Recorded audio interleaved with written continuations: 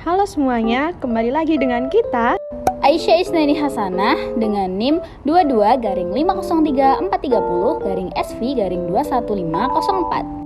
dan saya Wardah Latifah Nuryani dengan NIM 22-503-205-SV-21484.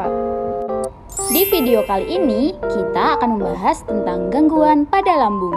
Apa aja sih gangguan pada lambung itu? Yang pertama ada gastritis. Gastritis adalah penyakit akibat peradangan di dinding lambung. Gastritis terbagi menjadi dua jenis, yaitu gastritis akut dan kronis. Gastritis akut terjadi ketika peradangan di lapisan lambung berlangsung secara tiba-tiba. Pada gastritis kronis, peradangan di lapisan lambung terjadi secara perlahan dan dalam waktu yang lama. Kondisi ini umumnya ditandai dengan nyeri di bagian ulu hati, perut kembung, mual, serta hilang nafsu makan. Penyebab gastritis yang pertama, menderita penyakit tertentu seperti infeksi virus atau infeksi bakteri. Yang kedua, penggunaan obat-obatan tertentu. Yang ketiga, daya tahan tubuh lemah. Dan yang terakhir, mengalami stres berat. Tindakan pencegahan penyakit gastritis yang pertama, mencuci tangan dengan sabun dan air mengalir. Yang kedua, menghindari makanan pedas, asam, atau berlemak. Yang ketiga, mengurangi konsumsi minuman berkafein atau beralkohol. Yang keempat, mengendalikan stres. Dan yang terakhir, menghindari konsumsi obat antiinflamasi non-steroid berlebihan. Gangguan lambung selanjutnya adalah GERD. GERD atau Gastroesophageal Reflux Disease adalah sebuah penyakit pencernaan yang mana asam lambung atau empedu mengiritasi lapisan dalam saluran makanan. Ini adalah penyakit kronis yang terjadi saat asam lambung atau empedu mengalir ke saluran makanan dan mengiritasi dinding dalamnya. Selain mulut rasa asam dan nyeri ulu hati, gejala lain yang juga dapat menyertai GERD adalah sulit menelan, mual, gangguan pernapasan seperti batuk-batuk dan sesak napas. GERD atau penyakit asam lambung disebabkan oleh melemahnya katup atau sphincter yang terletak di kerongkongan bagian bawah. Tindakan pencegahan GERD yang pertama, menghindari makanan atau minuman yang memicu asam lambung naik seperti alkohol, susu, makanan yang pedas dan berlemak. Yang kedua, menurunkan berat badan jika memiliki berat badan yang berlebih. Yang ketiga, tidak berbaring setidaknya dalam waktu 2-3 jam setelah makan. Dan yang terakhir, meninggikan kepala saat tidur. Gangguan yang ketiga adalah gastroparesis. Gastroparesis adalah gangguan pada otot lambung yang menyebabkan gerakan lambung untuk mendorong makanan ke usus menjadi lebih lambat.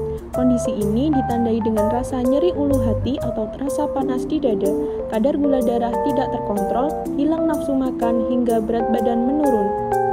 Gastroparesis disebabkan diabetes tipe 1 atau tipe 2 yang tidak terkontrol, komplikasi akibat operasi pada lambung, amyloidosis, skleroderma, dan efek samping obat-obatan.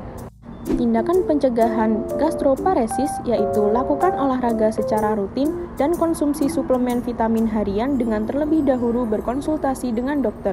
Pada penderita diabetes, jalani pola makan sehat dan pengobatan yang sesuai anjuran dokter agar kadar gula darahnya selalu terkontrol.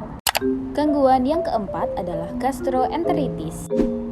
Flu perut atau gastroenteritis adalah muntah dan diare akibat infeksi atau peradangan pada dinding saluran pencernaan, terutama lambung dan usus. Di masyarakat luas, gastroenteritis lebih dikenal dengan istilah muntaber.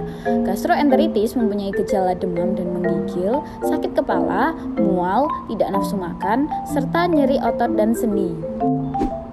Ada dua jenis virus yang menjadi penyebab utama gastroenteritis, yaitu norovirus dan rotavirus. Selain kedua jenis virus ini, gastroenteritis juga bisa disebabkan oleh adenovirus dan astrovirus. Gastroenteritis dapat menular melalui kontak langsung serta kebiasaan tidak mencuci tangan setelah buang air atau sebelum makan. Tindakan pencegahan gastroenteritis yang pertama, mencuci tangan dengan sabun dan air mengalir. Yang kedua, tidak berbagi penggunaan peralatan makan dan mandi dengan orang lain. Yang ketiga, membersihkan barang yang diduga telah terkontaminasi virus atau bakteri. Dan yang terakhir, menghindari konsumsi makanan mentah atau belum terlalu matang. Sekarang sudah tahu kan apa saja gangguan pada lambung? Terima kasih sudah menonton. Jangan lupa like, komen, dan subscribe. Sampai jumpa!